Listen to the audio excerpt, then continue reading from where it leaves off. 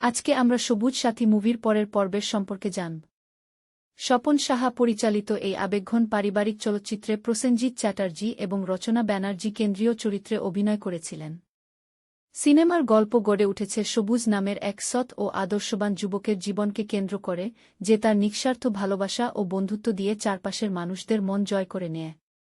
জীবনের নানা ঘাত-প্রতিঘাত এবং সমাজের একদল অসাধু মানুষের ষড়যন্ত্রের মধ্যেও সে তার নীতি ও ভালোবাসার প্রতি অটল থাকে। নিজের প্রিয়জনদের সুরক্ষা দিতে এবং সমাজের অন্যায়ের বিরুদ্ধে রুখে দাঁড়াতে গিয়ে তাকে বহু ত্যাগ স্বীকার করতে হয়। চমৎকার সঙ্গীত এবং প্রতিটি চরিত্রের আবেগঘন অভিনয়ের মধ্য দিয়ে এগিয়ে যাওয়া এই চলচ্চিত্রটি তৎকালীন সময়ে পারিবারিক দর্শকদের মাঝে দারুণ আলোড়ন সৃষ্টি করেছিল।